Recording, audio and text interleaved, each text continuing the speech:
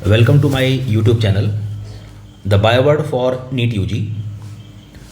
बेटा पिछले वीडियो में मैंने आपको प्रोटोजोआ से होने वाली डिजीज़ मलेरिया के बारे में बताया था। एनसीईआरटी ने एक और डिज़ीज़ के बारे में बताया है जो प्रोटोजोआ से होती है। तो पहले हम उस सेकंड डिजीज़ को भी यहाँ पर क्लियर कर लें, आपको समझा दें। उसके बाद हम लोग वर्म्स से जो डिजीज़ होती हैं उसके बारे में डिस्कस करेंगे। तो चलिए आज हम एक और नया वीडियो बना रहे हैं, वीडियो नंबर 4, लेक्चर नंबर 4, जो आपको हेल्प करेगा डिजीज़ को समझने में। और वो डिजीज़ होगी एंट अमीबा से, यानी एंट अमीबा हिस्टोलिटिका से होने वाली डिजीज़। तो चलिए मैं आपको थोड़ा डिटेल में ले चल रहा हूँ, मेरी बात पे ध्यान दीजिए। कल का जो वीडियो है उसी से आगे की बात हम करेंगे। देखो बेटा ध्यान देना, एक डिजीज़ होती है, एक डिजीज़ है जिसका नाम होता है अमीबिक डिसेंट्री। अमीबिक डिसेंट्री बेटा मैंने पहले भी बोला है कि अगर डिसेंट्री लिखा हो तो वो बैक्टीरियल डिजीज़ है, बट अगर अमीबिक डिसेंट्री लिखा हुआ है तो वो प्रोटोजोअन डिजीज़ होती है। तो अमीबिक डिसेंट्री जो डिजीज़ होती है बेटा, ये डिजीज़ एक्चुअली कॉज्ड होती है एक प्रोटोजोआ से, caused by ant amoeba histolytica.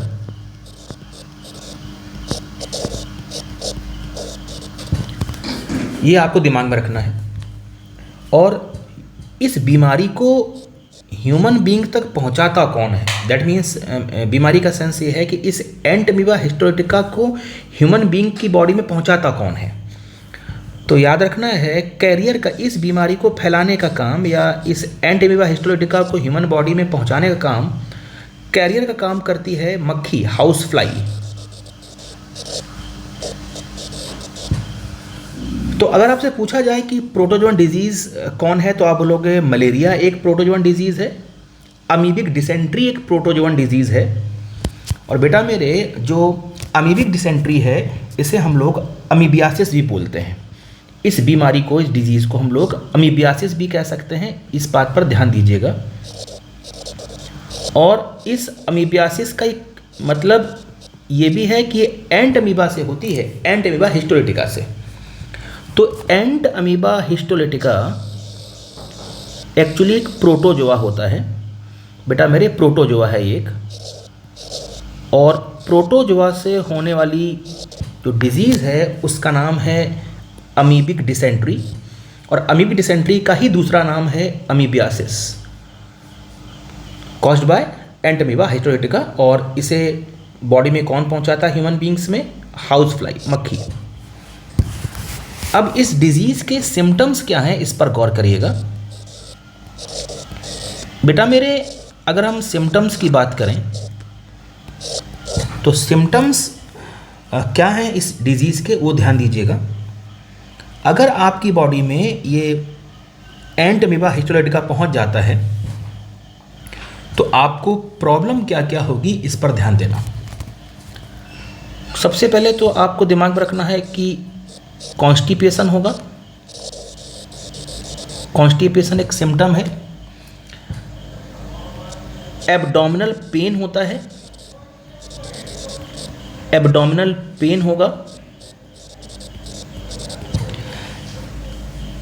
Abdominal pain के साथ साथ क्रैम्प्स आएंगे। एक्चुअली अगर मैं इसको थोड़ा सा हिंदी में बोलूँ तो आप कह सकते हैं कि पेट में ऐंठन होना, पेट में दर्द होना, मरोड़ होना जैसे बोलते हैं।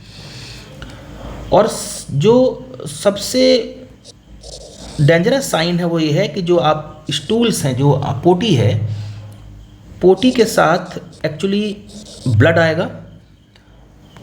आएगा और म्यूकस आएगा, म्यूकस एंड ब्लड क्लॉट्स।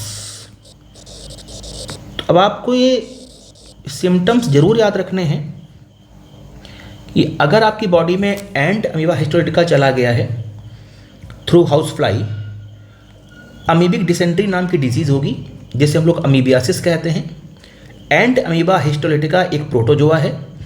और जब डिजीज़ क्रिएट होगी तो सिम्टम कौन कौन से आपकी बॉडी में होंगे? कॉन्स्टिपेशन होगा, एब्डोमिनल पेन और क्रैम्प्स होंगे, मरोड़ होगी, दर्द होगा पेट में, जो पोटी है स्टूल्स उसके साथ म्यूकस होगा, चिपचिपा, और ब्लड के क्लॉट्स निकलेंगे। ये सिम्टम्स हैं। और आपको ये दिमाग में रखना है, अगर आपसे पूछा जाए कि ये बीमारी कैसे होगी, ट्रांसमिशन क्या है इसका, तो ट्रांसमिशन की अगर हम लोग बात करेंगे तो आपको दिमाग में रखना है ये फीको ओरल ट्रांसमिशन होता है।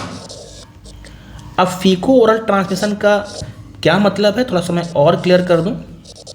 एक्चुअली ये प्रॉब्लम होती है जब आप गंदा खाना खाते हैं, कंटेमिनेटेड फूड एंड वाटर। तो जब कंटेमिनेटेड फूड एंड वाटर की बात करेंगे, इससे ये आपकी बॉडी में चला जाएगा। कैसे जाएगा मैं थोड़ा सा और एक्सप्लेन कर रहा हूँ, ध्यान देना। मैं आपको समझाना चाह रहा हूँ कि मान लीजिए किसी मार्केट में आप गए हैं और वहाँ पर कोई खाने पीने की चीज़ है और वहाँ पर मक्खियाँ हैं। होता ये है कि कोई जिस पर्सन को डिजीज़ हुई होगी वो पर्सन जब स्टूल्स को खुले में जाके अपने स्टूल्स को रिलीज़ करेगा ओपन एरिया में, तो उस स्टूल्स पर बैठेंगी मक्खियाँ। जब बैठेंगी तो स्टूल्स में प्रेजेंट है, इंसान की पोटी में क्या प्रेजेंट है, एंड अमीबा हिस्टोलिटिका। और जब मक्खियाँ उस स्टूल्स में बैठेंगी तो मक्खियों की बॉडी में बाहर क्या चिपक जाएगा, क्या अटैच हो जाएगा, ये एंट अमीबा हिस्टोलिटिका उस मक्खी की बॉडी के बाहर चिपक जाएगा। फिर वो मक्खी जब किसी खाने पीने वाली चीज़ पर बैठेगी तो वो जो एंट अमीबा हिस्टोलिटिका उस मक्खी की बॉडी में था बाहर, वो रिलीज़ हो जाएगा उस खाने पीने वाली चीज़ में। और अगर किसी हेल्दी पर्सन ने वो खाने पीने वाली चीज़ साफ़ करके नहीं खाई, या यूँ कह सकते हैं उसे गर्म करके नहीं खाया, तो एंड अमीबा हिस्टोलिटिका उस हेल्दी पर्सन की बॉडी में चला जाएगा। इसीलिए मैंने लिखा हुआ है फीको ओरल ट्रांसमिशन। और ये किससे होता है बेटा मेरे? ये होता है कंटेमिनेटेड फूड एंड वाटर। क्या आपको इतनी बात समझ में आ रही है? अगर आपको इतनी बात समझ में आ रही है तो ध्यान दीजिएगा, मैं थोड़ा सा और एक्सप्लेन कर रहा हूँ। क्या आपको ये बात क्लियर हो गई है? Contaminated food and water.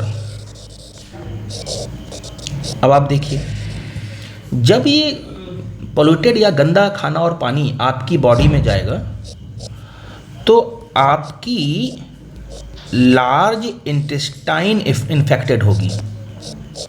Large intestine जब इन्फेक्टेड होगी, लार्ज इंटेस्टाइन इन्फेक्टेड होगी, ध्यान देना बेटा, लार्ज इंटेस्टाइन इन्फेक्टेड होगी। पॉइंट ये है ये लार्ज इंटेस्टाइन है, जब ये इन्फेक्टेड होगी तो आपकी बॉडी में सिम्टम्स कौन कौन से होंगे? ये सिम्टम्स होंगे। अच्छा, एक और बात आपको दिमाग में रखनी होगी। एक्चुअली एंड अमीबा हिस्टोलिटिका अपने नंबर्स ह्यूमन बॉडी के अंदर बढ़ाता कैसे है? तो लार्ज इंटेस्टाइन में म्यूकोसा नाम की लेयर होती है। लार्ज इंटेस्टाइन में ही सब म्यूकोसा नाम की लेयर है। ये जो म्यूकोसा लेयर है और जो सब म्यूकोसा लेयर है, इन्हीं को ये एक्चुअली ये जो एंट अमीबा हिस्टोलिटिका है, ये एंट अमीबा हिस्टोलिटिका जब लार्ज इंटेस्टाइन में एंटर कर जाता है ह्यूमन बींग्स में, तो लार्ज इंटेस्टाइन की म्यूकोसा को खाता है और उसकी सब म्यूकोसा को खाता है, जिससे इसको फूड मिल जाता है और ये अपने नंबर्स को बढ़ाता है। और जैसे जैसे इसके नंबर्स बढ़ेंगे ह्यूमन बींग की बॉडी में, ये क्या करेगा, प्रॉब्लम करेगा, और प्रॉब्लम का नाम क्या है, अमीबिक डिसेंट्री। और जैसे जैसे इसके नंबर्स बढ़ेंगे ये आपकी बॉडी में सिम्टम्स कौन से क्रिएट करेगा, कॉन्स्टिपेशन क्रिएट करेगा, एब्डोमिनल पेन क्रिएट करेगा, क्रैम्प्स क्रिएट करेगा, और जब इंसान पोटी करेगा तो उसके साथ म्यूकस और ब्लड क्लॉट्स निकलेंगे। ये है प्रॉब्लम जिसे बोल रहे हैं अमीबिक डिसेंट्री। क्या यहाँ तक मेरी बात समझ में आ रही है? अगर आपको मेरी बात समझ में आ रही है तो मैं एनसीईआरटी की लाइन आपको समझाने का प्रयास कर रहा हूँ, और आप जब एनसीईआरटी की लाइन को समझेंगे तो आपको पूरी बात क्लियर होगी। एनसीईआरटी लिखती है, अगर आप एनसीईआरटी को देखेंगे, पढ़ेंगे, तो एनसीईआरटी लिखती है कि Entamoeba histolytica is a protozoan parasite in the large intestine. ये फोकस करिएगा, एक्चुअली हमारी आपकी ये इंटेस्टाइन यानी लार्ज इंटेस्टाइन इन्फेक्टेड होगी, इस पर फोकस करिएगा। तो एनसीईआरटी लिखती है Entamoeba histolytica is a protozoan parasite in the large intestine of human which causes amoebiasis, और अमीबियासिस को ही बोलते हैं amoebic dysentery. Symptoms of this disease include constipation, already मैंने बता रखा है, abdominal pain and cramps, stools with excess mucus and blood clots. अब यहाँ जो हाउस फ्लाई की बात कर रहा है, मैंने आपसे बोला भी है, हाउस फ्लाई एनसीईआरटी लिख रही है, housefly act as mechanical carrier. ये आपको दिमाग में रखना है कि एंट अमीबा हिस्टोलिटिका मक्खी की बॉडी के अंदर नहीं जाएगा, एंट अमीबा हिस्टोलिटिका मक्खी की बॉडी के बाहर चिपकता है। तो ये बात क्लियर होनी चाहिए आपको कि एंट अमीबा हिस्टोलिटिका का जो होस्ट है वो केवल ह्यूमन बीइंग है, केवल इंसान की बॉडी में ही ये अंदर जाता है। ध्यान दीजिए मेरी बात पे। तो houseflies act as a mechanical carriers and serve to transmit the parasite from faeces of infected person. Faeces मतलब पोटी की बात हो रही है। Faeces of infected person to food and food products. तो खाने पीने का जो प्रोडक्ट है उसमें अगर मक्खी बैठ गई है और मक्खी की बॉडी में अगर एंट अमीबा हिस्टोलिटिका लगा हुआ है तो उसमें रिलीज हो जाएगा, thereby contaminating them. Drinking water and food contaminated by the faecal matter are the main source of infection. ये एनसीईआरटी बात लिख रही है और मैं ऑलरेडी आपको ये चीज़ें समझा चुका हूँ। अगर आपको ये मेरी बात समझ में आ रही है तो ये बात बिल्कुल क्लियर है कि आपने एक और डिजीज़ क्लियर कर ली, एक और डिजीज़ आपको आनी चाहिए, क्योंकि ये भी क्वेश्चन बनाती है नीट के लिए। और यहाँ से हमने डिजीज़ कंप्लीट कर ली है। एक छोटी सी बात मैं आपको और बता दूं, हालांकि आपको पता होगा लेकिन फिर भी एक बात ज़रूर आपको मैं बताऊंगा। अमीबा जो होता है बेटा मेरे, अमीबा एक प्रोटोजोआ है। अमीबा क्या है बेटा मेरे? प्रोटोजोआ है, और ये एक्चुअली फ्री लिविंग होता है। ये पानी में मिलेगा, फ्री लिविंग है, और ये डिजीज़ कॉज नहीं करता। ये डिजीज़ कॉज नहीं करता है, डिजीज़ कॉज नहीं करेगा। ये बात आपको दिमाग में रखनी है। पर मैंने बोला ना एंट अमीबा, एंट अमीबा एक्चुअली जो, इसे भी हम लोग प्रोटोजोआ बोलते हैं, प्रोटोजोआ होता ही है, पर एक्चुअली ये किसी की बॉडी में रहता है, इसलिए इसको हम लोग क्या बोलते हैं? पैरासाइट बोलते हैं। ये पैरासाइट होता है। और आपकी नॉलेज के लिए बता दूं, आपकी नॉलेज के लिए बता दूं कि जो एंट अमीबा होता है, एंट अमीबा एक्चुअली इसकी 3 स्पीसीज़ होती हैं। एंट अमीबा की 3 स्पीसीज़ होती हैं। एक का नाम होता है एंट अमीबा हिस्टोलिटिका, जिसका मैंने अभी आपको जिक्र किया है, ये डिजीज़ क्रिएट करता है। एक होता है एंट अमीबा जिंजीवैलिस, एंट अमीबा जिंजीवैलिस, और एक होता है जिसका नाम होता है, एक और है जिसका नाम होता है एंट अमीबा कोलाई। तो हमें इस चैप्टर में इस पर फोकस करना है, जो आपको ऑलरेडी पता है, किस पर, एंट अमीबा हिस्टोलिटिका पर, क्योंकि यही डिजीज़ क्रिएट करता है। उस डिजीज़ का नाम है अमीबियासिस या अमीबिक डिसेंट्री। क्लियर हुआ?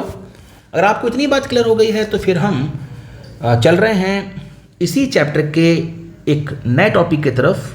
नाम है diseases caused by worms. Very most important PYQ बने हैं इस टॉपिक से, डिजीजेस कॉज्ड बाय वर्म्स। और बेटा मेरे, आपको मैं कुछ बातें यहाँ बता रहा हूँ। एक्चुअली सिलेबस में फाइलम एस्केलमिंथिस से बिलोंग करने वाले एनिमल के बारे में यहाँ पर चर्चा की गई है। तो मैं आपको थोड़ी सी एक्स्ट्रा बात बता रहा हूँ, ध्यान देना। आपको ध्यान रखना है कि एक एनिमल किंगडम में फाइलम होता है, एनिमल किंगडम में फाइलम होता है, उस फाइलम का नाम होता है प्लैटिहेलमिंथिस।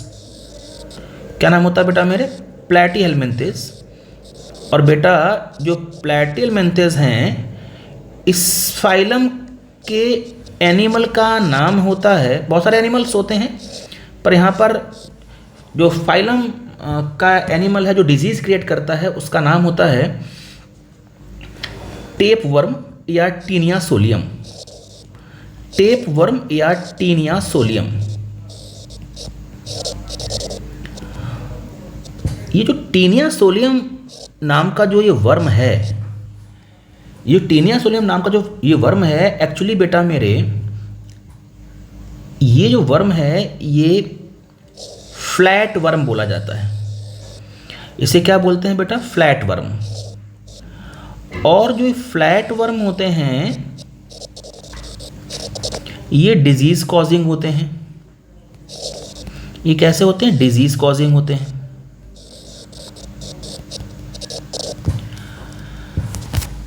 फाइलम प्लैटिहेलमिंथिस से बिलोंग करने वाला एनिमल जिसे बोल रहे हैं टीनिया सोलियम, और टीनिया सोलियम कॉमनली बोला जाता है फ्लैट वर्म, और फ्लैट वर्म डिजीज कॉजिंग होते हैं।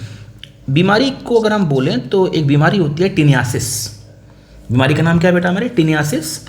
चूँकि सिलेबस में नहीं है इसलिए हम अब उसकी बहुत चर्चा नहीं करेंगे, पर हम अब जो आपको समझाने वाले हैं उस पर थोड़ा सा गौर करिएगा। फाइलम प्लैटिहेलमिंथिस के बाद एक फाइलम होता है जिसका नाम होता है एस्केलमिंथिस, या उसे उस फाइलम को नेमाटोडा कहते हैं। तो नेमाटोडा या इसी का नाम क्या होता है बेटा मेरे? एस्केलमिंथिस। ये जो फाइलम नेमाटोडा या एस्केलमिंथिस फाइलम है, इस फाइलम के जो मेंबर्स होते हैं, इस फाइलम के जो मेंबर्स हैं उन्हें बोलते हैं राउंड वर्म। क्या बोलते हैं बेटा मेरे? Round worm. तो फाइलम नेमाटोडा या एस्केलमिंथिस से बिलोंग करने वाले जो मेंबर्स हैं, एनिमल्स हैं, उन्हें बोला जाता है क्या? Round worms. पॉइंट ये है, इसी फाइलम का यानी राउंड वर्म का हम एक एग्जाम्पल पढ़ने जा रहे हैं। उस एनिमल का नाम होता है एस्कैरिस लुम्ब्रिक्वाइडिस। एस्कैरिस लुम्ब्रिक्वाइडिस। इसके अलावा इसके अलावा एक और इसी फाइलम का मेंबर होता है, उसका नाम होता है वुकरेरिया बैंक्रॉफ्टी। वुकरेरिया बैंक्रॉफ्टी। ध्यान देना, यहां से क्वेश्चन बनते हैं बेटा मेरे। वुकरेरिया बैंक्रॉफ्टी। और इसी फाइलम का एक और मेंबर है जिसे बोल रहे हैं वुकरेरिया मैलई। अब पॉइंट ये है बेटा मेरे कि जो ये वुकरेरिया बैंक्रॉफ्टी और वुकरेरिया मेलाई हैं, और पहला मेंबर कौन सा है, एस्केरिस लुम्ब्रिक्वाइडिस। ये जो 3 आपने फाइलम नेमाटोडा के जो एनिमल्स देखे हैं अभी, ये नाम इनके, एक्चुअली ये सब होते हैं क्या, ये डिजीज कॉजिंग वर्म्स होते हैं, डिजीज कॉजिंग वर्म्स होते हैं। ये कैसे बेटा मेरे, डिजीज कॉजिंग वर्म्स। तो चलिए हम लोग पहली बात करते हैं, और सबसे पहले हम लोग बात कर रहे हैं, एक डिजीज होती है,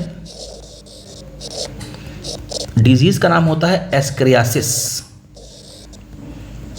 डिजीज का नाम होता है बेटा मेरे एस्केरियासिस, और ये डिजीज किससे हो रही है, कॉज्ड बाय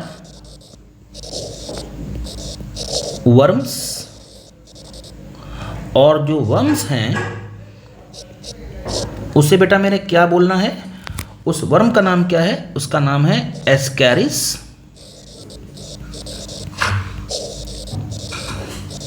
लुम्ब्रिक्वाइडिस। यहां तक कोई डाउट नहीं होना चाहिए आपको, यहां तक पूरी बात क्लियर होनी चाहिए कि मैं एक्चुअली किसके बारे में बात कर रहा हूं। मैं बात कर रहा हूं एस्केरियासिस के बारे में। एस्केरियासिस किससे होती है, वर्म से होती है, और नाम क्या है उसका, एस्केरिस लुम्ब्रिक्वाइडिस। अब इसमें होता क्या है, इस पर जरा गौर करिएगा। एक्चुअली अगर हम इसके ट्रांसमिशन की बात करें, इसके अगर हम ट्रांसमिशन की बात करें कि आखिरकार हमारी आपकी बॉडी में ये वर्म जाता कैसे है, तो एक्चुअली एस्केरिस लुम्ब्रिक्वाइडिस के जो अंडे होते हैं, एग्स होते हैं, इस एनिमल के जो एग्स होते हैं वो हमारी आपकी बॉडी में एंटर करते हैं थ्रू कंटेमिनेटेड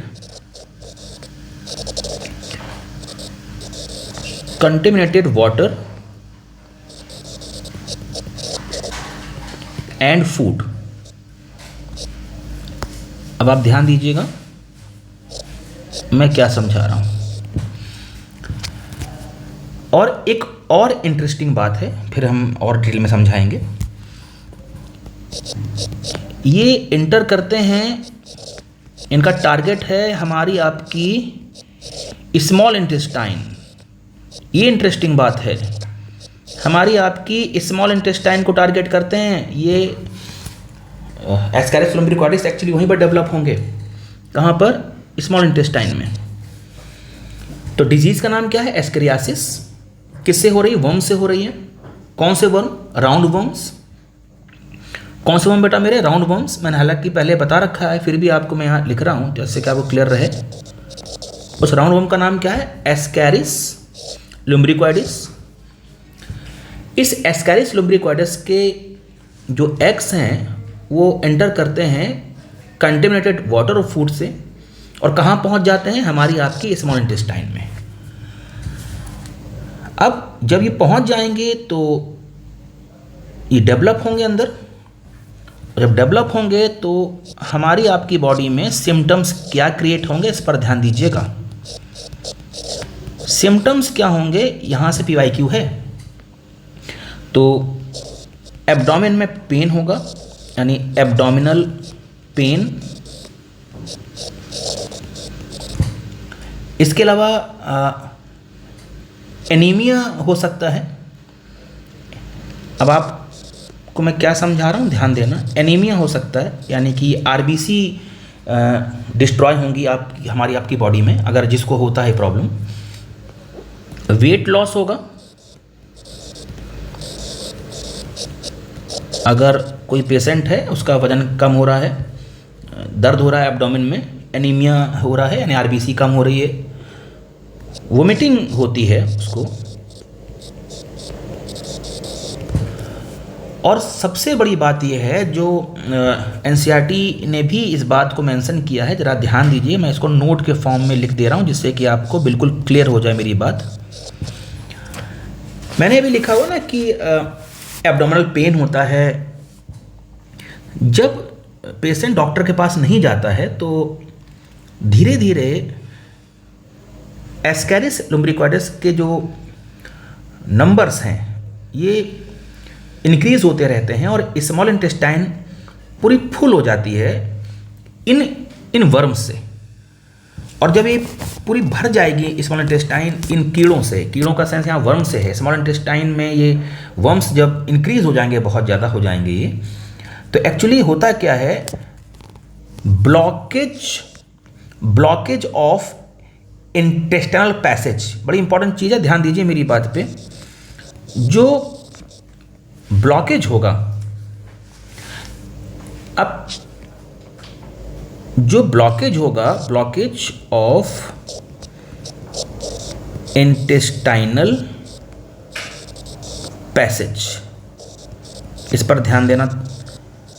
अब आपकी इंटेस्टाइन ही ब्लॉक हो जाएगी, उसके रास्ते बंद कर दिए जाएंगे इन वर्म्स के थ्रू, तो बॉडी में प्रॉब्लम होनी है।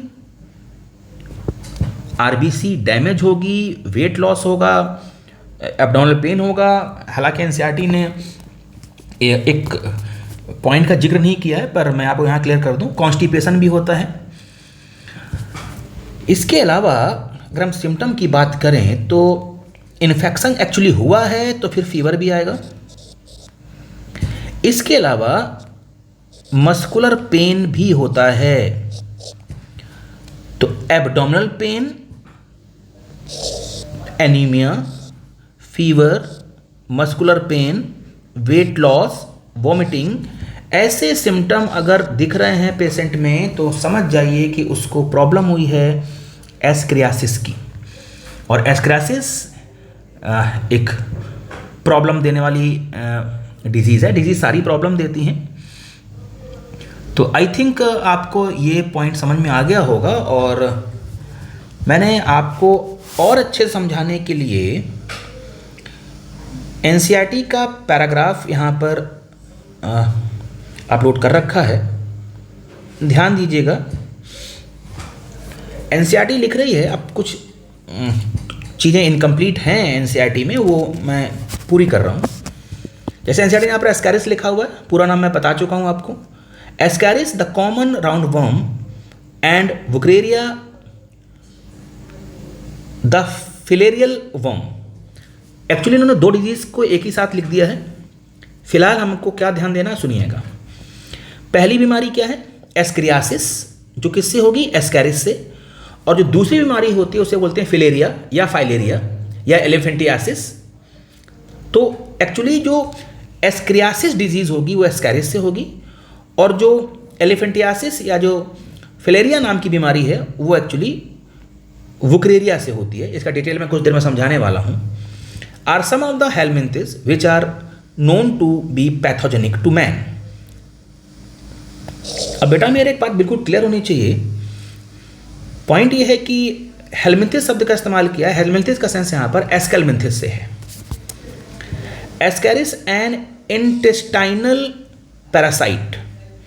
अब ये जो इंटेस्टाइनल पैरासाइट की बात की है, टारगेट है स्मॉल इंटेस्टाइन। पैरासाइट कॉजेज, क्या बीमारी का नाम हो गया बेटा, ascariasis. Symptoms of this disease include internal bleeding, muscular pain, fever, anaemia and blockage of intestinal passage. क्यों ब्लॉकेज होता है मैंने भी आपको बताया है। The eggs of the parasites are excreted along with the feces of infected person which contaminate soil, water, plants। इसीलिए कहा जाता है कि जब भी कभी मार्केट से सब्जी या फल खरीदें तो उन्हें बहुत अच्छी तरह से वॉश करें, धुलें, फिर उसे यूज़ में लाएं। क्योंकि जब खेतों में किसी इन्फेक्टेड पर्सन ने अगर अपने स्टूल्स को रिलीज़ किया है खेतों में, तो खेतों में जब स्टूल पास करेगा, वो अपने फीसेस को पास करेगा, तो उस फीसेस में क्या प्रेजेंट है, पहले से प्रेजेंट है एक्स एस्केरिस के। वो एक्स चिपक जाएंगे किसमें, उस मिट्टी में, मिट्टी में ही सब्जी डेवलप हो रही है, ग्रो कर रही है, मिट्टी में ही फ्रूट्स ग्रो कर रहे हैं, डेवलप कर रहे हैं। और अगर वही अंडों वाली सब्जी या अंडों वाले फ्रूट्स को बिना धुले या बिना वॉश किए खाया जाएगा तो ये एग्स जो एस्कैरिस के हैं वो ह्यूमन बीइंग की बॉडी में चले जाएंगे और वो प्रॉब्लम क्रिएट करेंगे। आगे लिख भी रहा है NCERT, a healthy person acquires this infection through contaminated water, vegetables, fruits etcetera. शायद आपको मेरी बात समझ में आ रही है। यहाँ तक किसी तरह की कोई प्रॉब्लम नहीं होनी चाहिए। अगर यहाँ तक कोई प्रॉब्लम नहीं है तो हम लोग आगे बढ़ रहे हैं, और हम लोग आगे बढ़ रहे हैं तो हम इसी फाइलम के एक और डिजीज़ के बारे में बात करने जा रहे हैं। ध्यान दीजिएगा मैं क्या समझा रहा हूँ आपको। इसी फाइलम के दूसरे मेंबर की बात करने जा रहा हूँ। मैं आपको एनसीईआरटी से समझाने का प्रयास करूँगा और पूरी बात आपको क्लियर हो जाएगी। देखिए क्या होता है, इस पर गौर करिएगा, ध्यान दीजिएगा। पॉइंट ये है कि वुचरेरिया जो जीनस है, इसकी स्पीसीज क्या है, बैंक्रॉफ्टी और मैलई।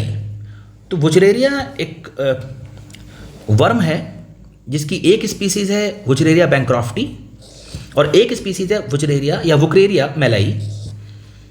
इसे हम लोग क्या बोलते हैं, फिलेरियल वर्म कहते हैं। ये क्यों कहते हैं, क्योंकि ये फाइलेरिया या फिलेरिया नाम की डिजीज क्रिएट करता है। और सबसे इंपॉर्टेंट बात क्या है कि हमारी बॉडी में ये धीरे धीरे डेवलप होते हैं, slowly developing chronic inflammation of the organs in which they live for many years. सालों साल तक ये कमर के जो नीचे का हिस्सा होता है, थोड़ा सा मैं आपको पहले डिटेल में समझा दूं। ह्यूमन बीइंग की स्पेशली मेल, यहाँ पर मेल की बात कर रहे हैं। ह्यूमन बीइंग्स में स्पेशली जो मेल हैं, ऐसा नहीं कि मैं फीमेल में डिजीज होती नहीं, पर यहाँ पर मैं मेल को टारगेट करके समझाने का प्रयास कर रहा हूँ। ह्यूमन बीइंग की जो कमर के नीचे का हिस्सा होता है जहाँ पर जेनिटल ऑर्गन्स होते हैं, टेस्टिस है, पीनस है, थाई है, ये जो कमर के नीचे का जितना भी पार्ट हैं, ऑर्गन्स हैं, यहाँ पर लिम्फ वेसल्स ज़्यादा होती हैं। तो लिम्फ वेसल्स में ये जैसे हम लोग लिम्फेटिक वेसल्स भी कह सकते हैं, तो लिम्फ वेसल्स या लिम्फेटिक वेसल्स में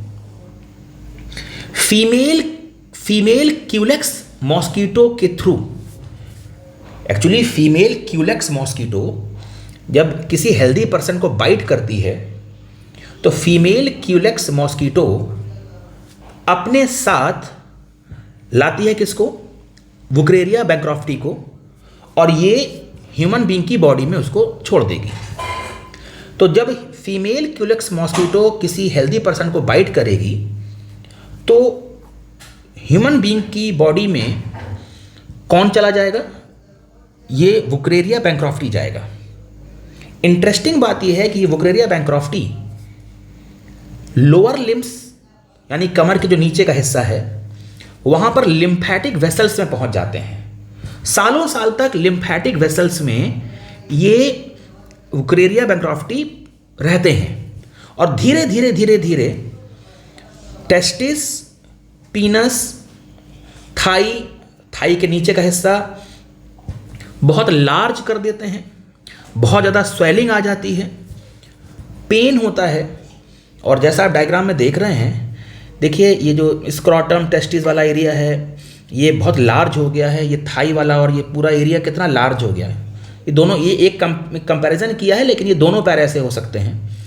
तो एक्चुअली इतना ज़्यादा बड़ा और साइज़ में इतना लार्ज हो जाता है ये पैर या ये पूरा पोर्शन हाथी के पैर जैसा, इसलिए इसका बीमारी का निक नेम है एलिफेंटियासिस। शायद मेरी बात समझ रहे हैं आप लोग। रियल में इसका नाम क्या है, फाइलेरिया या फिलेरियासिस बोलते हैं, और निक नेम इसका क्या हो गया, एलिफेंटियासिस हो गया। तो मैं फिर से एनसीईआरटी की लाइंस के थ्रू आपको समझाने का प्रयास कर रहा हूँ। मैंने क्या बोला कि Wuchereria bancrofti and Wuchereria malayi the filarial worm cause a slowly developing chronic inflammation of the organs in which they live for many years. Usually the lymphatic vessels of the lower limbs, मैंने बोला ना कमर के नीचे का जो हिस्सा है उसे यहाँ लोअर लिम्स एनसीईआरटी लिख रही है। And the disease is called elephantiasis, हाथी के पैर जैसा साइज हो जाता है इंसान के पैर का, और उसी का रियल नाम क्या हो गया, फिलेरियासिस। अब यहाँ पर एक बड़ी इंपॉर्टेंट बात एनसीईआरटी लिख रही है, ध्यान देना, टेक्निकल वर्ड है एनसीईआरटी ने इस्तेमाल किया। द जेनिटल ऑर्गन्स मीन्स हम सेक्स ऑर्गन की, टेस्टिस की बात कर रहे हैं specially. The genital organs are also often affected resulting in gross deformities, बहुत ज़्यादा सूजन आ जाएगी, और जब बहुत ज़्यादा सूजन आ जाएगी तो अजीब सा पैर दिखेगा, टेस्टिस एक अलग शेप में दिखेंगे, अलग साइज में दिखेंगे, तो उसे लिख रहे हैं NCERT resulting in gross deformities. और फाइनली जो सबसे इंपॉर्टेंट बात है, the pathogens are transmitted to a healthy person through the bite by the female mosquito. और आप सबको पता है, मैंने अभी बोला है कि इस फीमेल मॉस्किटो का नाम होता है क्यूलेक्स।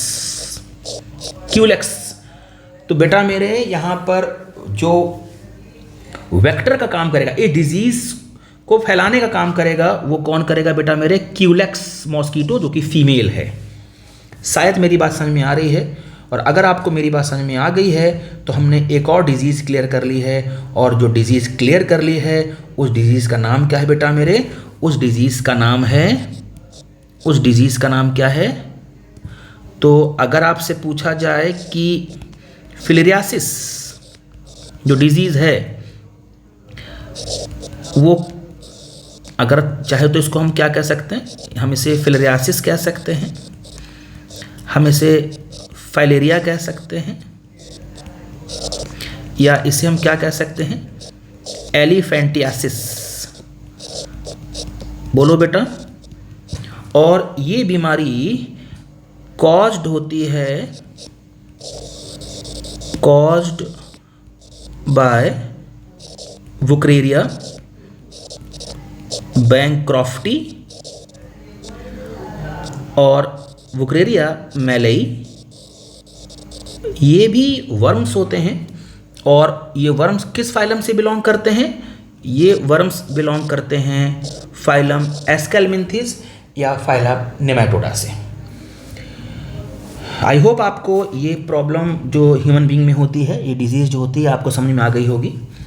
और हम लोग लास्ट डिजीज़ की तरफ, यानी जो पैथोजेंस हैं उनकी बात कर रहे हैं, यानी हम आपको समझाने वाले हैं कि हमारी बॉडी में फंगस डिजीज़ कैसे क्रिएट करते हैं, डिजीजेस कॉज्ड बाय फंजाई या फंगस।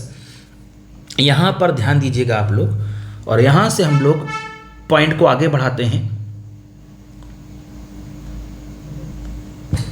तो चलिए बेटा, हम लोग फंगस से होने वाली डिजीज़ के बारे में बात कर लेते हैं, थोड़ा डिटेल में जानते हैं कि एक्चुअली फंगस कैसे प्रॉब्लम करते हैं बॉडी में। ध्यान दीजिएगा, फंगस का एक ग्रुप होता है। फंगस क्या करते हैं बेटा, फंगस डिजीज़ क्रिएट करते हैं, बिल्कुल ठीक बात है, ये डिजीज़ क्रिएट करते हैं, फंगस डिजीज़ क्रिएट करते हैं। और ये जो फंगस डिजीज़ क्रिएट करते हैं,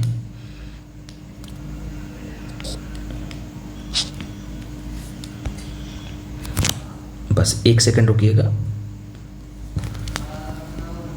फंगस जो डिजीज़ क्रिएट करते हैं,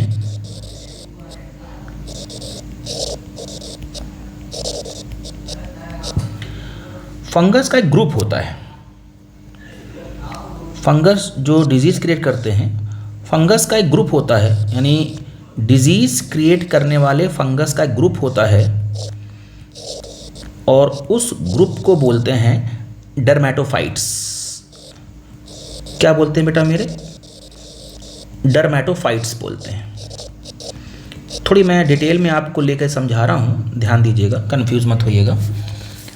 अब इस डर्मेटोफाइट्स जो ग्रुप है, इस डर्मेटोफाइट्स ग्रुप के एक्चुअली 3 जेनेरा होते हैं। जीनस का जो प्लूरल वर्ड होता है उसे जेनेरा बोलते हैं। तो भैया आपको एक बात बिल्कुल क्लियर होनी चाहिए कि इस ग्रुप का जो जीनस है वो 3 जीनस होते हैं और एक्चुअली जीनस को जब हम प्लूरल वर्ड में बोलते हैं उसे जेनेरा कहते हैं। तो डर्मेटोफाइट्स का जेनेरा नंबर 1, जेनेरा नंबर 2 और जेनेरा नंबर 3 यानी तीसरा। एक का नाम होता है ट्राइकोफाइटॉन, ट्राइकोफाइटॉन, ट्राइकोफाइटॉन, ये एक जेनेरा हो गया। दूसरा जो जेनेरा है उसे बोलते हैं माइक्रोस्पोरम, माइक्रोस्पोरम।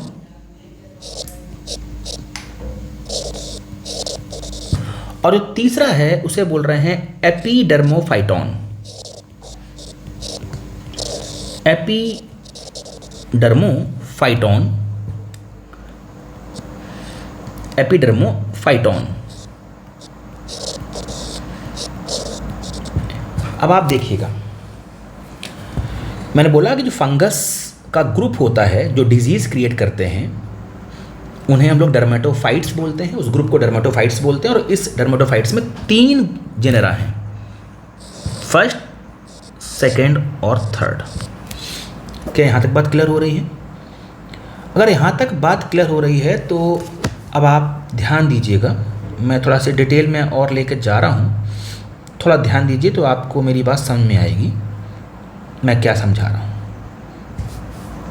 देखिए बेटा, फंगस, कोई फंगस हो, डिजीज़ क्रिएट करने वाले हों या डिजीज़ ना भी क्रिएट करते हों, फंगस को की जो फेवरेबल कंडीशन है, फंगस की जो फेवरेबल कंडीशन है वो क्या है? जो फेवरेबल कंडीशन है वो क्या है बेटा मेरे? एक तो आपको दिमाग में रखना है कि जहाँ पर गर्मी होगी, जहाँ पर गीलापन होगा, डैम्प बोलते हैं गीलापन, और जहाँ पर गंदगी होगी यानी जहाँ पर क्या होगा, अनहाइजीनिक कंडीशन होगी। तो जहाँ पर गंदगी होगी यानी अनहाइजीनिक कंडीशन, जहाँ पर गीलापन होगा डैम्प बोलते हैं, और जहाँ पर गर्मी होगी। अब जहाँ गीलापन होगा वहाँ नमी होगी, वार मतलब गर्मी की बात कर रहे हैं, तो गर्मी, नमी यानी गीलापन और गंदगी, जहाँ पर 3 का ये कॉम्बो पैक हो जाएगा भैया, वहीं पर फंगस डेवलप हो जाते हैं, फंगस की फेवरेबल कंडीशन होती है। क्या इतनी बात समझ में आ रही है?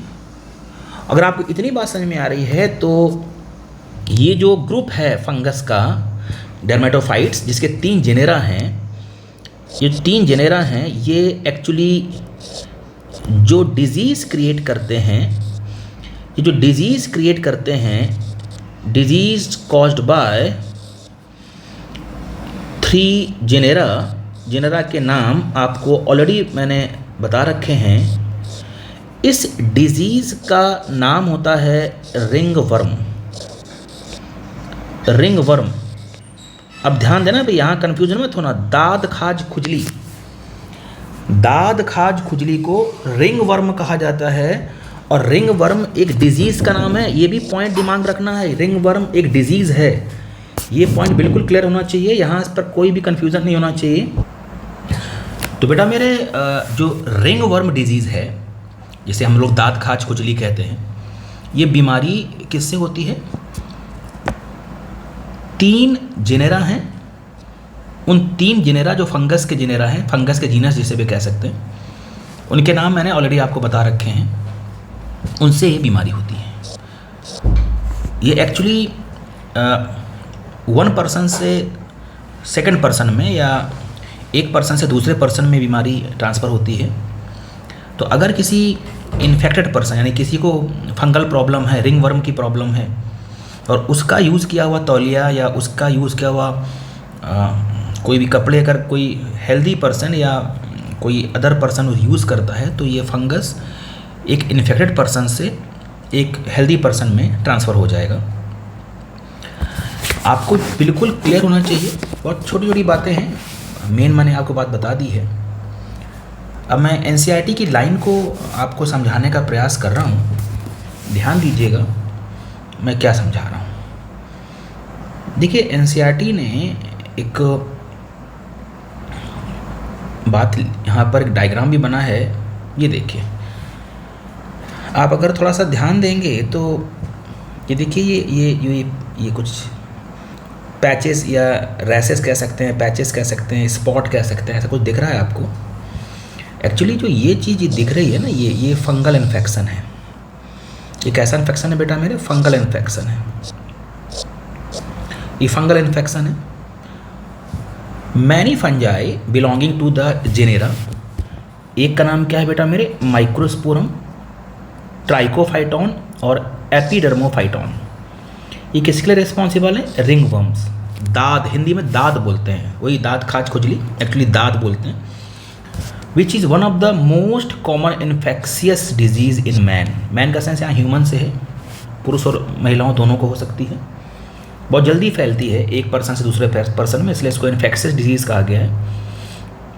इसमें होता क्या है ये ध्यान दीजिएगा। एक्चुअली यहाँ लिखा हुआ है appearance of dry and scaly lesions on various parts of the body. जो स्किन है वहाँ पर एक सूखापन होगा, पपड़ी जैसा स्ट्रक्चर डेवलप हो जाएगा। और ये प्रॉब्लम स्किन में तो होती है, नेल्स में फंगस डेवलप हो जाता है। स्कैल्प, जो ये खोपड़ी का जो बाल जहाँ पर हैं, बाल जहाँ पर ग्रो करते हैं उसे स्कैल्प कहते हैं, वहाँ पर ही फंगस डेवलप हो जाता है।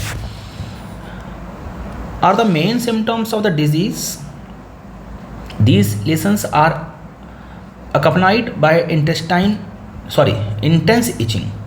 ये जो इंटेंस इचिंग लिखा है ना, ये इंटेंस एक्चुअली बहुत ज़बरदस्त खुजली होती है। और खुजली होने के बाद जो पेशेंट होते हैं वो बहुत तेज खुजली होगी, उसे इंटेंस इचिंग लिखा है एनसीईआरटी ने। हीट एंड मॉइस्चर, मैंने वार्म लिखा था और डैम्प लिखा था, यहाँ एनसीईआरटी हीट और मॉइस्चर लिख रही है, बात वही है, गर्मी और नमी। Help these fungi to grow which makes the thrive in skin folds such as those in the groin और बिटवीन द टोज। तो देखिए, जो ऐसे समझिए जहाँ जहाँ पर पसीना रुकता है बॉडी में, जैसे आप अंडर आर्म्स की बात करते हैं, आप थाई के जहाँ से थाई की ओरिजिन स्टार्ट होती है, वहाँ जो कॉर्नर है वहाँ पर जो फिंगर्स और पैरों की जो उंगलियाँ हैं उनके बीच में जो गैप होता है, वहाँ पर ऐसी जगह पर नेक का जो साइड वाला हिस्सा है वहाँ पर ये फंगस ज़्यादा डेवलप होता है, उसी सेंस में बात लिखी गई है।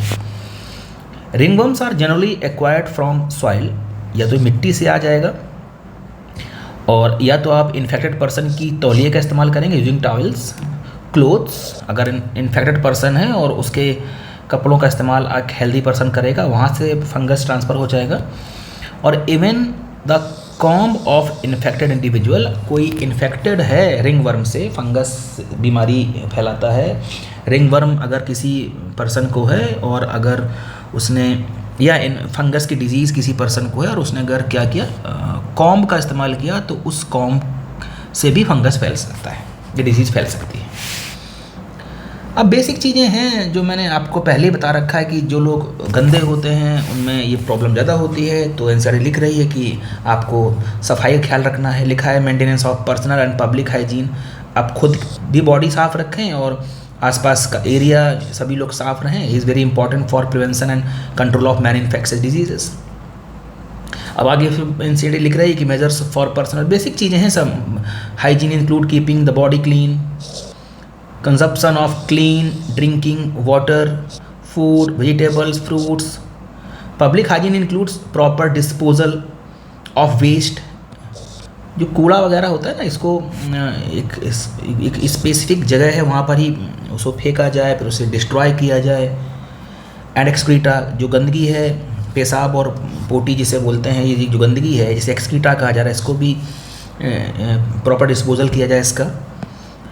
Periodic cleaning and disinfection of water reservoirs, pools, cesspools and tanks and observing standard practices of hygiene in public catering।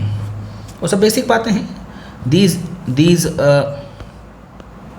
Again CRT लिख रही है कि these measures are particularly essential where the infectious agents are transmitted through food and water such as typhoid, amoebiasis and ascariasis। In case of airborne disease, अब देखिए यहाँ पर airborne disease की बात कर रहा है कि हवा के थ्रू कौन सी डिजीज़ फैलती हैं। तो मैंने आपसे जब मैंने पिछले वीडियो में बताया भी है कि जब आप निमोनिया के पेशेंट को अगर है, अगर वो छींकता है तो छींकने से क्या होगा, उसकी नाक से मुंह से क्या ड्रॉपलेट्स निकलेंगे। वो ड्रॉपलेट्स में क्या होगा, बैक्टीरिया होगा। वो बैक्टीरिया हवा में जाएगा और किसी हेल्दी पर्सन को इन्फेक्शन फैला देगा। ऐसे जुकाम का वायरस भी हवा में जाएगा और हवा से किसी हेल्दी पर्सन की बॉडी में चला जाएगा। उस सेंस में लिख रहा है in cases of airborne diseases such as pneumonia and common cold. Prince आगे लिख रहे हैं in addition to the above measures close contact with infected persons और their belonging should be avoided. ये जनरल बातें डिजीज़ के बारे में, कुछ जनरल बातें एनसीईआरटी लिख रही है। मैंने उसी पेज को अपलोड किया जिससे कि आपको मेरी बात समझ में आए। फिर वही इंपॉर्टेंट बात यहाँ पर है और इस पर थोड़ा ध्यान दीजिएगा। एनसीईआरटी लिख रही है कि अगर हम डिजीज़ की बात करें जैसे कि मलेरिया, तो जो मलेरिया डिजीज़ है और जो फाइलेरियासिस है that are the transmitted through insect vectors. अब एक्चुअली ये बीमारी फैलती किसकी वजह से, तो आपको पता है मच्छर की वजह से फैलती है। कौन सा मच्छर, तो मैंने आपको बताया कि जो मलेरिया जो डिजीज़ है ये फीमेल एनाफ्लीज मॉस्कीटो से, और जो फाइलेरियासिस है ये फीमेल क्यूलेक्स मॉस्कीटो से। तो एनसीईआरटी बताना चाह रही है कि अगर ये मच्छर ही ख़त्म हो जाएं तो बीमारी नहीं होगी, बीमारी फैलेगी नहीं, क्योंकि जो मेन पैथोजन है उसको पहुंचाने का काम ह्यूमन बॉडी में कौन करता है, मच्छर करते हैं। तो अगर मच्छर ही नहीं होंगे तो ये हमारी बॉडी में जो पैथोजन है ये पहुंच ही नहीं पाएंगे। कौन पैथोजन, मलेरिया का पैथोजन कौन, प्लाज्मोडियम, और फाइलेरियासिस का पैथोजन कौन, वुचुरेरिया या वुकरेरिया बैंक्रॉफ्टी। तो ये इसका पैथोजन और इसका पैथोजन हमारी बॉडी में तभी पहुंचते हैं जब मच्छर वेक्टर के रूप में होते हैं। तो वेक्टर को अगर ख़त्म कर दिया जाए तो बीमारी नहीं होगी। तो most important measures is to control और eliminate the vectors are their breeding places. This can be achieved by avoiding stagnation of water. जहाँ पर भी पानी ठहरा है, पानी जो जहाँ पर इकट्ठा होता है, जहाँ पानी इकट्ठा होता है वहाँ पर बीमारियाँ ज़्यादा डेवलप होती हैं, मच्छर ज़्यादा डेवलप होते हैं। एनसीईआरटी लिख रही है कि स्टैग्नेशन ऑफ वाटर, जहाँ पानी ठहरा हुआ है वहाँ पर क्या हो, in and around residential areas regular cleaning of household coolers, uses of mosquito nets. और यहाँ से PYQ है। एक्चुअली अगर मच्छरों के लार्वे को, अगर मच्छर के लार्वे ख़त्म या लार्वे ख़त्म कर दिए जाए तो मच्छर ही नहीं बनेगा। तो एक्चुअली एक मछली होती है जिसका नाम होता है गैम्बूसिया मछली, ये PYQ है। तो अगर तालाबों में या तालाब में अगर हम गैम्बूसिया छोड़ दें, मछली को डाल दें, तो गैम्बूसिया का जो सबसे फेवरेट फूड होता है वो होता है मच्छर के लार्वे। तो गैम्बूसिया मछली तालाब में डेवलप हुए मॉस्कीटो लार्वे को खाती हैं। अब जब मॉस्कीटो के लार्वे ही खा लिए जाएंगे तो मॉस्कीटो डेवलप ही नहीं होगा, और मॉस्कीटो डेवलप नहीं होगा तो बीमारी भी स्प्रेड नहीं होगी। इसलिए आपको दिमाग में रखना है गैम्बूसिया फिश एक्चुअली मॉस्कीटो लार्वे को खाकर डिस्ट्रॉय कर देती है, ख़त्म कर देती है। इसके अलावा एनसीईआरटी और भी लिख रही है कि spraying of insecticides in ditches, drainage areas and swamp etcetera. तो स्प्रे करना, छिड़काव करना। In addition doors and windows should be provided with wire mesh to prevent the entry of mosquitoes. सब बच्चों वाली बेसिक बातें हैं जो आप सबको पता है। और एनसीईआरटी की बात और लिख रही है, इस पर ज़रा गौर करिएगा, जिससे कि आपको यहाँ से एक्चुअली ये सिलेबस में सबसे लास्ट में दिया हुआ है, तो इस पर थोड़ा ध्यान दीजिए। और यहाँ से क्वेश्चन बनते हैं। Such precautions have become more important especially in the light of recent wide spread incidence of the vector borne. Actually दो बीमारियाँ यहाँ पर एनसीईआरटी लिख रही है। एक तो है डेंगू या डेंगी, हम डेंगू भी कह सकते हैं, डेंगी भी कह सकते हैं, और एक है चिकनगुनिया। दो बीमारियाँ ऐसी हैं ध्यान दीजिएगा, ये दोनों बीमारियां भी मच्छर से फैलती हैं। डेंगू डिजीज़ वायरस से होती है, डेंगू डिजीज़ वायरस से होती है, बट इस वायरस को हमारी बॉडी में कौन पहुंचा रहा है? Aedes mosquito. ध्यान देना, ये खतरनाक बीमारी होती है जिसे डेंगू या डेंगू कहते हैं। ऐसे ही चिकनगुनिया भी एक खतरनाक बीमारी है, और इन बीमारी के जो पैथोजेंस हैं, इन्हें हमारी इन डिजीज़ के जो पैथोजेंस हैं, इन्हें हमारी बॉडी में पहुंचाने में कौन रिस्पॉन्सिबल है? Aedes mosquitoes. ये बात जरूर याद रखना। तो 3 वैरायटी मॉस्किटो की आपको याद रखना है। मलेरिया का जो पैथोजन है उसे हमारी बॉडी में पहुंचाने वाला मच्छर कौन? Female Anopheles mosquito. Filariasis disease का जो पैथोजन है उसको हमारी बॉडी में पहुंचाने वाला मच्छर कौन? Female Culex. डेंगू या चिकनगुनिया, या डेंगू और चिकनगुनिया मैं बोलूँगा, डेंगू और दोनों अलग अलग बीमारियां हैं। डेंगू या डेंगू और चिकनगुनिया, इनके पैथोजन को हमारी बॉडी में पहुंचाने वाले मॉस्किटो का नाम होता है एडीज मॉस्किटो, एडीज मच्छर। ये बात आपको ज़रूर याद रखनी है, यहाँ से क्वेश्चन बन सकता है। यहाँ से क्वेश्चन PYQ ऑलरेडी बना हुआ है। ये PYQ है बेटा मेरे, ध्यान देना, ये PYQ है, गैम्बूसिया वाला पॉइंट।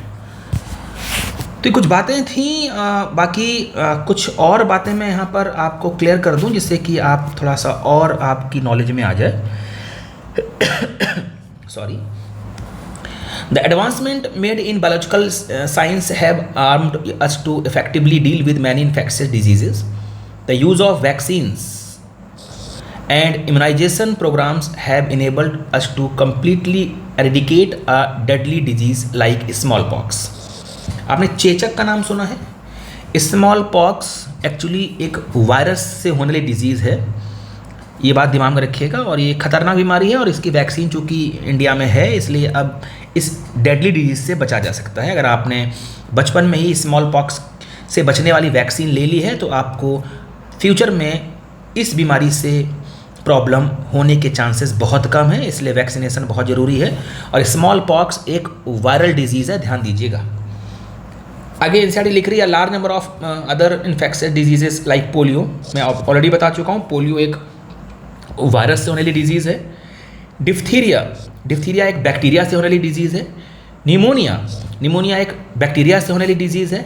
एंड टेटनस एक बैक्टीरिया से होने वाली डिजीज़ है।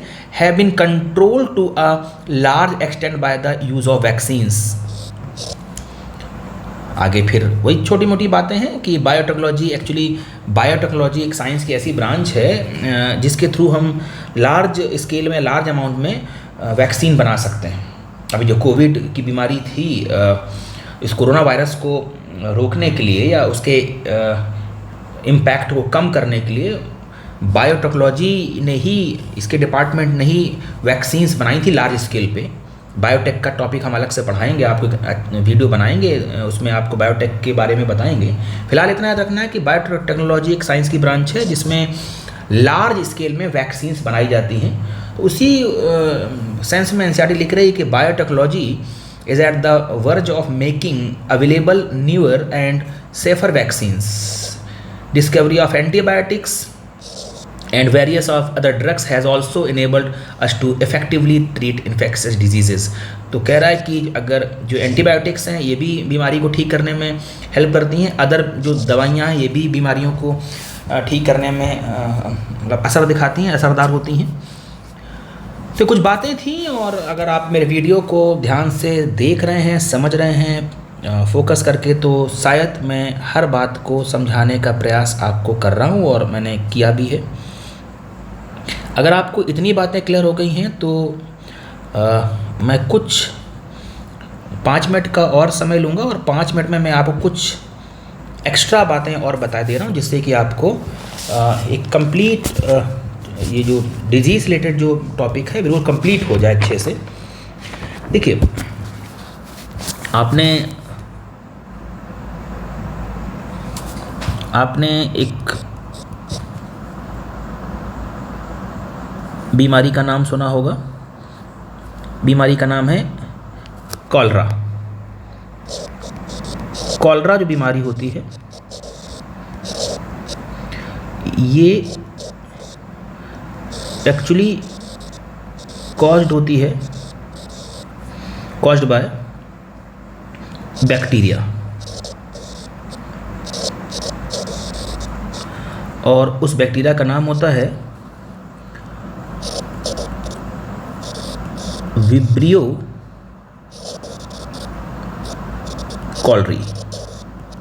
एक बात तो आपको ये दिमाग में रखना है, कुछ एक्स्ट्रा पॉइंट्स हैं जो हम आपको बताएंगे, जिससे आप लोग अगर कभी क्वेश्चन आता है तो आप कर लो, कन्फ्यूज़न ना रहे किसी भी तरह का।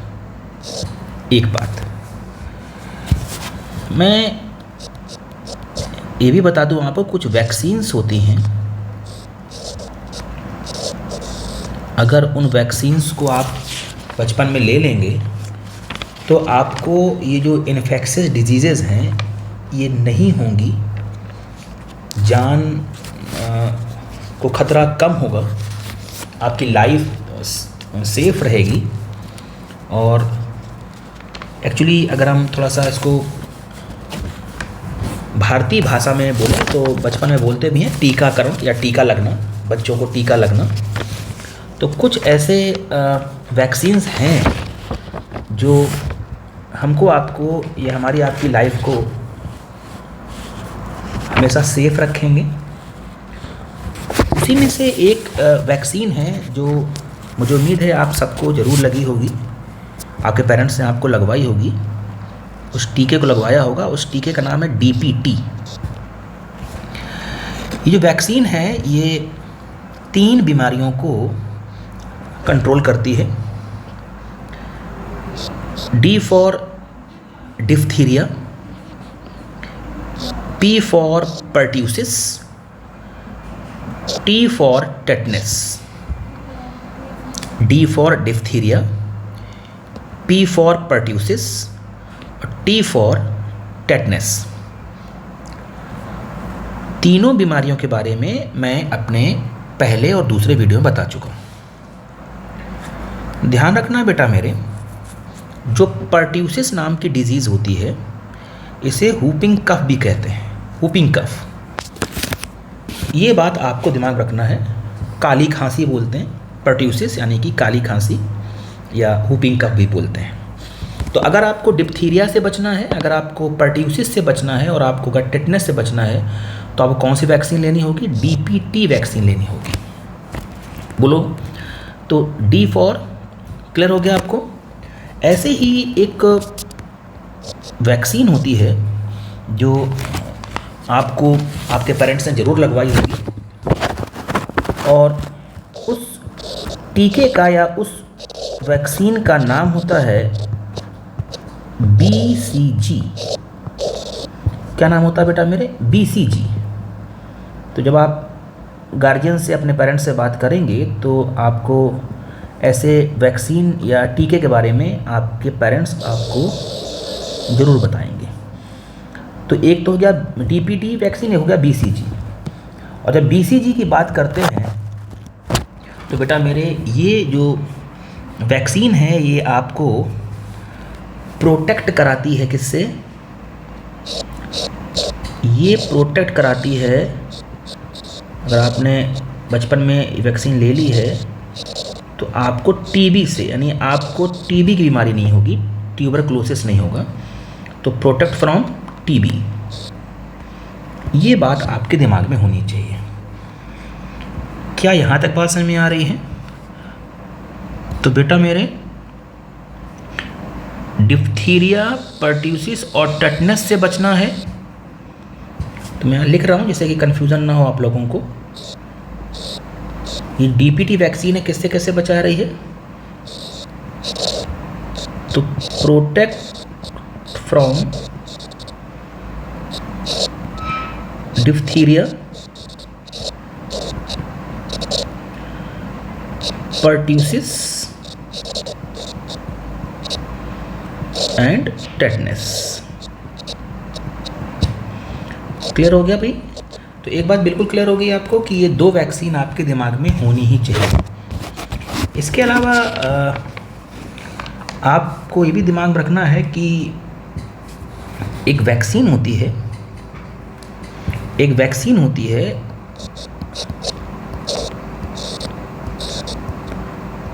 उस वैक्सीन का नाम होता है MMR। तो बच्चों को एक MMR नाम की वैक्सीन दिलाई जाती है या उसको टीका लगता है MMR का। और इस MMR से एक्चुअली हमारे बच्चे या आप सभी लोग प्रोटेक्ट होते हैं कुछ बीमारियों से। ये वैक्सीन अगर आप लगवा लेंगे MMR तो किससे बचेंगे, और इसका भी जिक्र मैं आपको पहले करवा चुका हूँ, ध्यान देना मेरी बात पे। 3 बीमारियाँ, एक तो आप मम्प्स से बचेंगे। मम्प्स क्या होता है? एक वायरल डिजीज़ होती है, मैं ऑलरेडी आपको बता चुका हूँ। आप मेजल्स से बचेंगे, ये भी वायरल डिजीज़ मैं आपको बता चुका हूँ। और एक बीमारी होती है जर्मन मेजल्स। एक्चुअली जर्मनी के लोगों को होती है, इसलिए इसका नाम जर्मन मेजल्स है। सिम्टम्स लगभग सेम है, जो मेजल्स के होते हैं वो जर्मन मेजल्स के होते हैं लगभग। तो ये बीमारी, 3 बीमारियों से अगर आपको बचना है तो आपको MMR वैक्सीन लेनी पड़ेगी। क्या मेरी बात समझ में आ रही है? अगर आपको मेरी बात समझ में आ रही है तो जल्दी से हम लोग कुछ क्वेश्चंस करते हैं। और ये डिजीज़ से रिलेटेड जो टॉपिक है वो मैंने आपको बिल्कुल क्लियर करा दिया है। तो बेटा मेरे, एक बात और मैं बता दूं पहले, इसके बाद आप समझ जाना मैं क्या समझा रहा हूं। एक्चुअली मैंने यहाँ पर एक हेडिंग मेंशन कर रखी है, एडिशनल इन्फॉर्मेशन। तो जो एडिशनल इन्फॉर्मेशन है वो तो मैंने आपको वैक्सीन और कॉलरा के बारे में बता दिया। ये जो नीट गाइड करके मैंने जो लिखा है ना, ये नीट गाइड के बारे में जो लिखा हुआ है, इसके बारे में मैं एक आपको एक्चुअली नीट एग्ज़ाम कैसे क्रैक करना है, कैसे अच्छे मार्क्स लाने, इसके बारे में मुझे बताना है। किसी तरह मैं एक एग्ज़ाम के पहले वीडियो बनाऊंगा और आपको बताऊंगा कि किस तरह से क्वेश्चन सॉल्व करने चाहिए और कितने क्वेश्चंस अगर आप सॉल्व करेंगे जिससे कि सिलेक्शन के चांसेस बढ़ जाएंगे। सारी बातें करेंगे। फ़िलहाल हम यहाँ पर समय बर्बाद ना करते हुए आपके लिए कुछ क्वेश्चंस यहाँ पर लिख रहे हैं और मैं इन क्वेश्चंस से आपको ये पूरा वीडियो कंप्लीट करके एंड कर दूंगा। तो चलिए देखते हैं आपने सीखा क्या है, डिजीज़ के बारे में क्या सीखा है। कुछ क्वेश्चन सॉल्व करते हैं। आई होप आपको मेरी बात अब तक समझ में आई होगी। और चलते हैं, देखते हैं आप कैसे इसको सॉल्व करते हैं क्वेश्चन को। एक क्वेश्चन मैं लिख रहा हूँ, chills and fever. In case of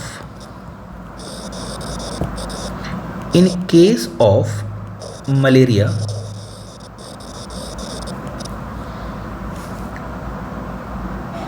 is due to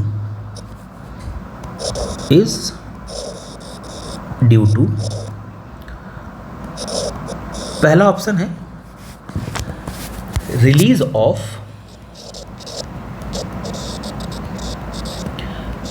of हीमोजॉइन granules,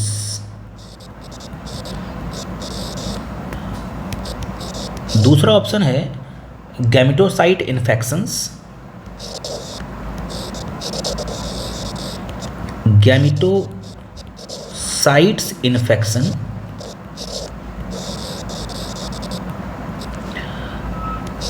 तीसरा जो ऑप्शन है वो है स्पोरोजॉइट इन्फेक्शन,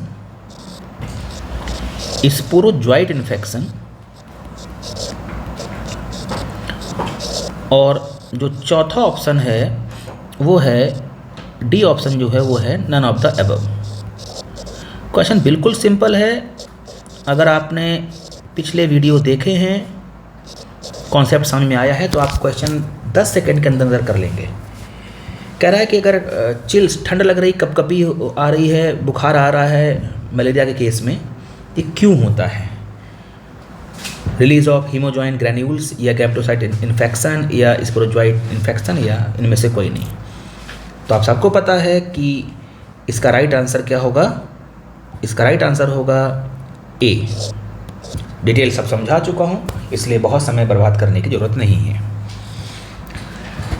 एक क्वेश्चन करते हैं, और क्वेश्चन ये है कि अगर मैं आपसे पूछूं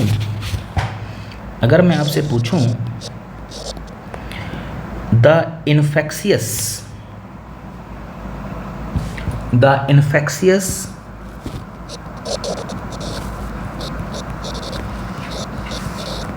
infectious stage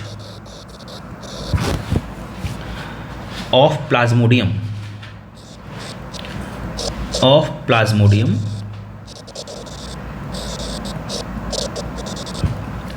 that enter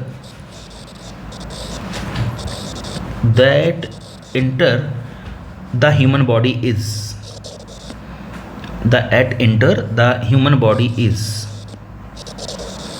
ये क्वेश्चन है। तो भाई ऑप्शन आपके सामने है। एक ऑप्शन है स्पोरोजोइट्स। एक ऑप्शन क्या है बेटा मेरे? स्पोरोजोइट्स। एक ऑप्शन आपके सामने है फीमेल गैमेटोफाइट्स।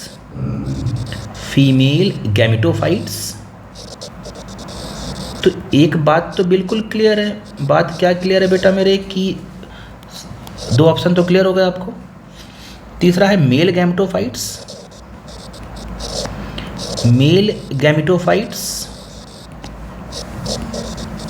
और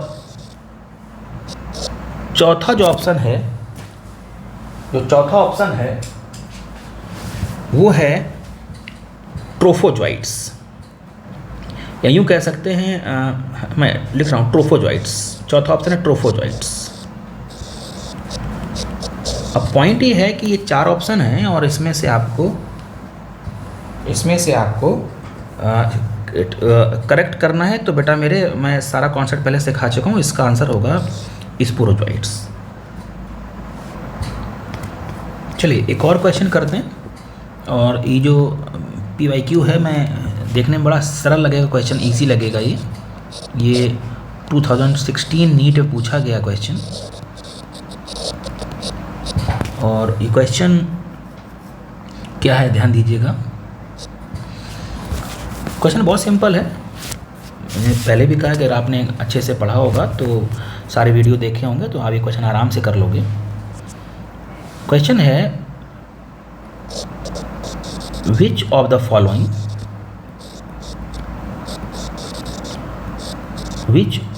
following sets of diseases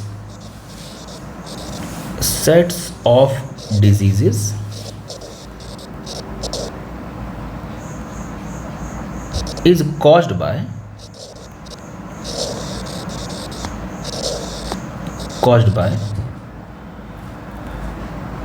bacteria?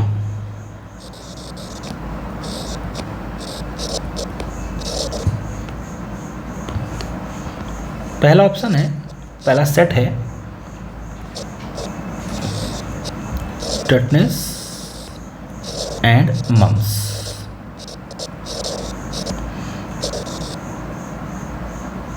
दूसरा सेट है या दूसरा ऑप्शन है हर्पीस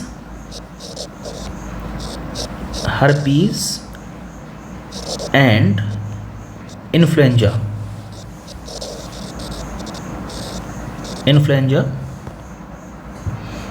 तीसरा सेट है कॉलरा एंड टेटनस। और चौथा सेट है टाइफॉइड एंड स्मॉल पॉक्स। अब देखिए, ध्यान दीजिएगा। क्वेश्चन कह रहा है, which of the following sets of disease is caused by bacteria.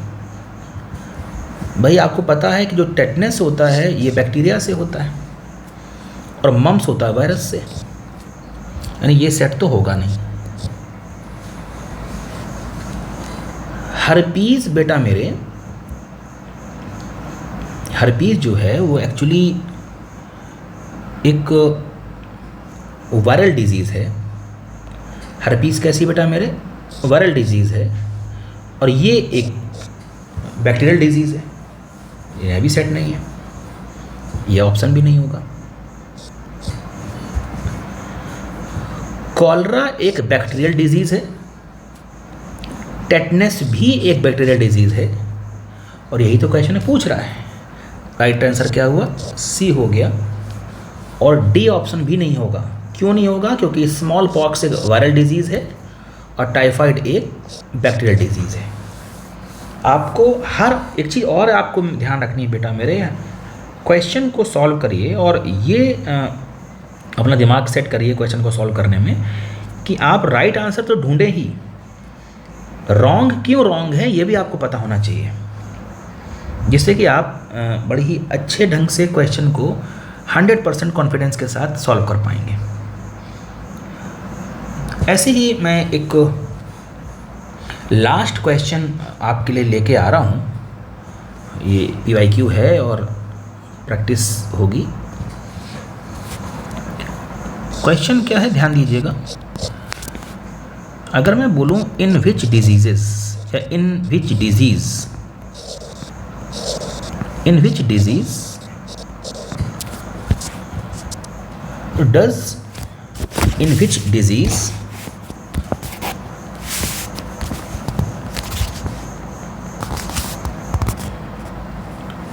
does mosquito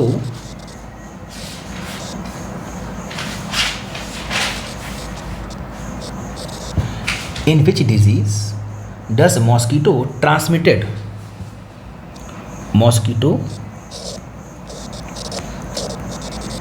transmitted pathogen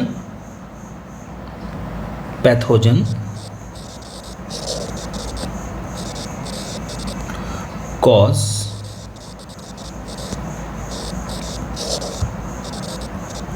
chronic inflammation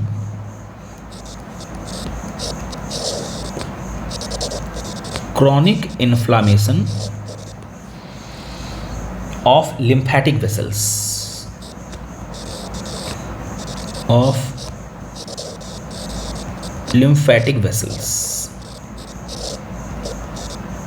ये क्वेश्चन है। अब ऑप्शन क्या क्या है ध्यान देना। पहला ऑप्शन है एलिफेंटियासिस,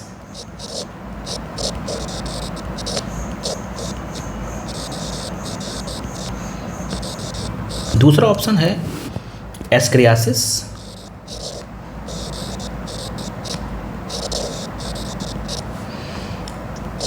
तीसरा ऑप्शन है टीनियासिस,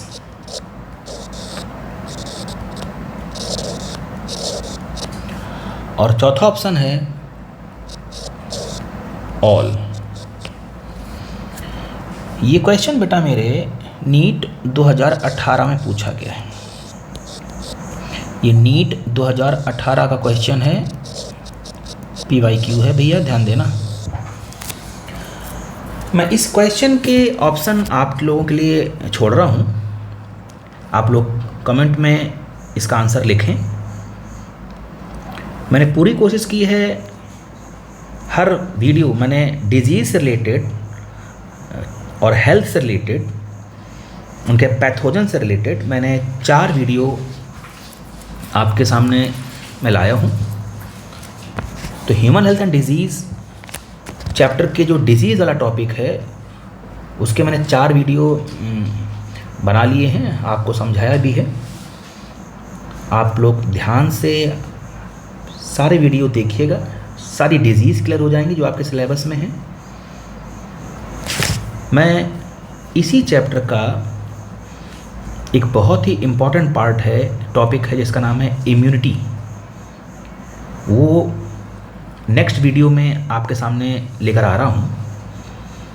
उसके बाद मैं एक और वीडियो बनाऊँगा जिसमें मैं ड्रग्स और अल्कोहल अब्यूज़ के बारे में आपको बताऊँगा। और लास्ट में मैं एक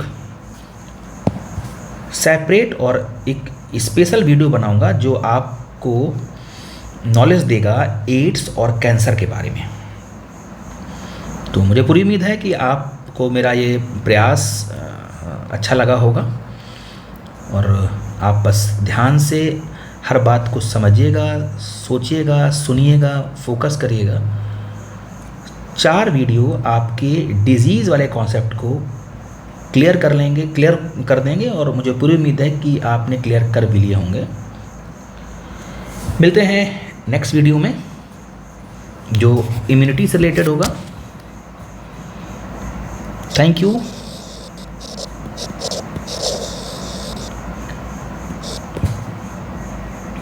गुड नाइट।